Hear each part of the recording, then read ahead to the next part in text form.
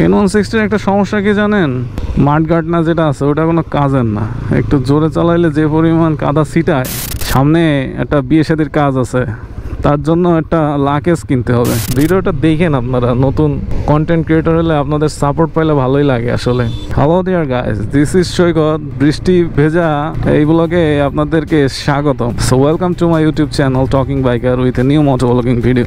আশা করতেছি মহান সৃষ্টিকর্তার কৃপায় আপনারা সকলে ভালোই আছেন।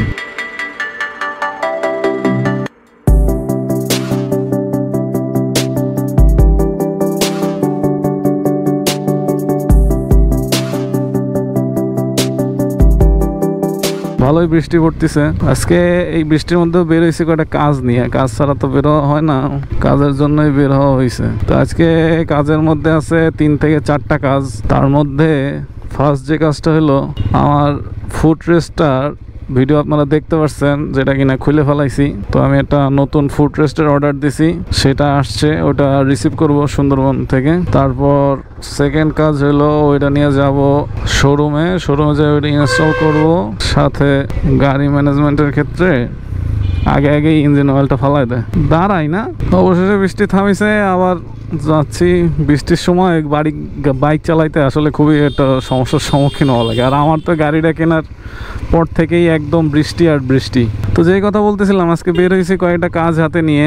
থার্ড যে কাজটা আছে সেটা হলো সামনে একটা বিয়ে শাদীর কাজ আছে, তার জন্য একটা লাকেজ কিনতে হবে। কেননা একটা লাকেজ দেওয়ার রিচুয়াল আছে, সেজন্য ওই ওয়াকারুর একটা কি বলে ওই শোরুম আছে, সেখানেই যাব, ওই শিববাড়ির মোড়ে। তো ওখান থেকে দেখি মন মতো লাকেজ পাই কিনা। কাজের আর শেষ নাই বুঝছেন, কাজ করতেই হবে।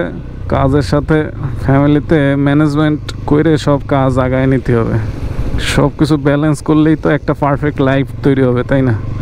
যদিও পারফেকশন আনাটা লাইফে খুবই একটা কঠিন বিষয়, কেননা যতই আপনি গুছায় কাজ করেন একটা না একটা ছুটে যাবেই। তখন আবার সেটা গুছায় ঠিকমতো কাজ করে নেওয়াটাই আপনার পারফেকশনের একটা এক্সাম্পল। তো আমিও পারফেকশন শিখতেছি।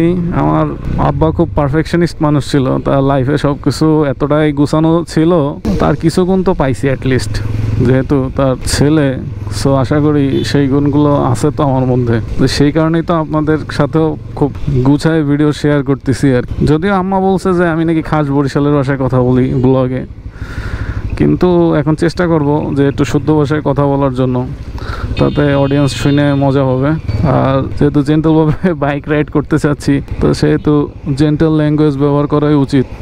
N160 একটা সমস্যা কি জানেন? কত সমস্যাই তো শেয়ার করলাম দুই একটা ভিডিওতে। মাঠঘাট না যেটা আছে ওটা কোনো কাজের না। একটু জোরে চালাইলে যে পরিমাণ কাদা ছিটায়, সেটা আর বলার অপেক্ষা রাখে না।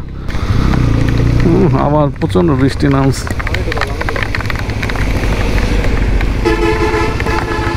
কি একটা অবস্থা, আজকে আর মনে হয় না যাইতে পারবো, বৃষ্টির একটা অবস্থা তৈরি হয়ে গেছে। তো অবশেষে বৃষ্টি শেষ হইলো, আজকে মনে হয় না বাকি কাজ কিছু করতে পারবো। যাই দেখি একটা কাজ সেরে আসে। এই জায়গায় ওয়াকারুর শোরুমটা কাছেই আছে, যেহেতু একদম শিববাড়ি মোড়ে চলে আসছি, তাই শোরুম দিয়ে একটু লাগেজটা সম্পর্কে আইডিয়া নিয়ে যাব। এছাড়া আর কোনো কাজ করতে পারবো না। তো আপনারা দেখেন এতক্ষণ কীরকম বৃষ্টিতে দাঁড়ায় এসেছিলাম, এর একটা টাইম স্ল্যাপ দেখেন আপনারা মিউজিকের সাথে, তাহলে আপনারা বুঝতে পারবেন যে কীরকম বৃষ্টি হয়েছিল।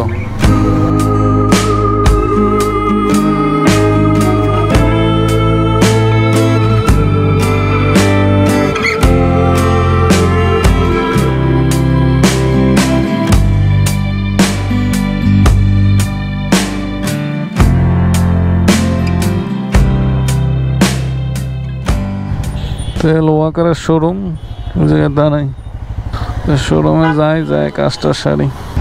গতকালকের ভিডিওটা এই জায়গাতেই শেষ করছিলাম, ওয়াকারের শোরুমে আইসে। তো আজকেও বাইকটা নিয়ে বের হয়েছি, এখানে আসলাম। তো লাগেজটা পছন্দ ছিল, সেটাই কনফার্ম করলাম। কিন্তু কপাল খারাপ যে আজকেও বৃষ্টি নেমে গেছে। মানে এটা কোন ধরনের যে নিয়ম আমি ঠিক বুঝি না। এটা কি আমার ক্ষেত্রেই হয় নাকি অন্যান্য বাইকার ভাইরা যারা আছেন তাদের ক্ষেত্রেও এই সেম নিয়ম হয়, যে মানে বৃষ্টি হবে এই গাড়ি নিয়ে বেরোইলে? তো যাই হোক, একটা কাজ শেষ হয়েছে, আজকে বাকি 2টা কাজ আছে। আমার পালসার N160 এর একটা মোস্ট কমন কন্ট্রোভার্সির কাজ, সেটা হলো ইঞ্জিন অয়েল চেঞ্জের। আমার অবশ্য কন্ট্রোভার্সিটা ক্লিয়ার হয়েছে, কেননা আমি এটা পোস্ট দিছিলাম পালসার রাইডিং ক্লাব পিআরসি গ্রুপে। তো তারা মোটামুটি আমার ভালোই সলিউশন দিছে। তারা আমাকে বলছে যে যেহেতু রেকমেন্ডেড 20W50, আপনি 20W50 ইউজ করবেন, সমস্যা কি? তা ভাবলাম যে না, 20W50তেই চলে যাই তাহলে। তা এখন যেটা কাজ আছে সেটা হলো সুন্দরবন কুরিয়ারে যাব, নতুন যে ইটা আসছে ওইটা রিসিভ করব, ফুট রেস্টটা মানে শাড়ি কাটকাম ফুট রেস্ট, ওটা রিসিভ করে একবারে শোরুমে যাব।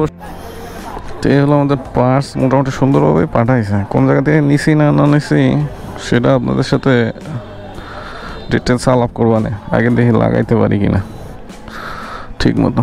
চলেন তাইলে এখন বাজারের দিকে আগে চলে আসছে। বাজারে দেখি কত কি কাজ করায় নিয়ে যাইতে পারি। বাজারের এবার যে মেকানিক ভাইটা কাজ করছে খুব সুন্দরভাবে কাজ করে দিছে। যদিও এই শাড়ি কাটটা প্রথমে ফিট করতে খুবই সমস্যা হচ্ছিল, সাথে এক গাদা নাট দেওয়া ছিল, তারপরে সে অনেক সময় নিয়ে এই নাটগুলো জায়গা মতো ফিট করে সুন্দর মতো একটা লুক অ্যান্ড শেপ এনে দিছে এই শাড়ি গার্ডের। এবং সবশেষে যে নাটের এক্সট্রা অংশগুলো ছিল সেগুলো কেটে ঠিক করে দিছে যাতে পাটা কেটে না যায় আর কি। তো সর্বোপরি ভালোই কাজ করছে এবার। তো বাজার দিয়ে বের হলাম, অবশেষে আমার শাড়ি গার্ডও লাগানো সম্পন্ন হয়েছে আর বৃষ্টিও নামিস, সাইডে দাঁড়াইতে হবে। তো বৃষ্টি ব্রেক দিছে, এখন যাব বাকি কাজগুলো করতে। তা আমরা কীরকম শাড়ি গার্ড প্লাস ফুট রেস্টটা লাগাইছি সেটা আপনার একটা হালকা পাতলা কাঁচা হাতে সিনেমাটিক শট দেখে আসেন। ততক্ষণে আমি যাইতে থাকি আমার ওয়াকারুর শোরুমে, ওখান থেকে ট্রলিটা নিয়ে যাবো বাসার দিকে।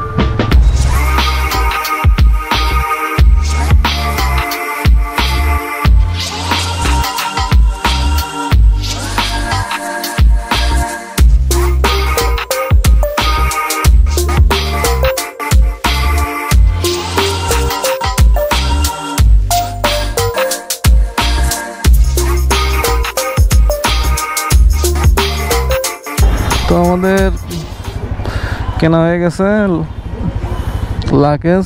তো আজকে অনেক কথা বলে ফেললাম আপনাদের সাথে, মেঘাচ্ছন্ন আকাশ দিয়েই ভিডিওটা শুরু করছিলাম, মেঘাচ্ছন্ন আকাশ দিয়ে ভিডিওটা শেষ করব। অনেক গল্প শেয়ার করছি, অনেক কাজ শেয়ার করছি, ইঞ্জিন অয়েলের যে মোবিল অয়েল কন্ট্রোভার্সি তাও টুকটাক শেয়ার করলাম। ভিডিওটা দেখেন আপনারা, নতুন কন্টেন্ট ক্রিয়েটর হলে আপনাদের সাপোর্ট পাইলে ভালোই লাগে আসলে।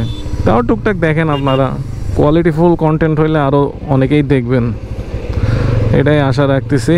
তো আজকের ভিডিও আর লেন্দি করব না, দেখা হবে পরবর্তী অন্য কোনো ভিডিওতে। ততক্ষণ পর্যন্ত সুস্থ থাকবেন, ভালো থাকবেন। That's all for today, thanks for watching. Remember one thing, we talk, we ride and we share, that's it.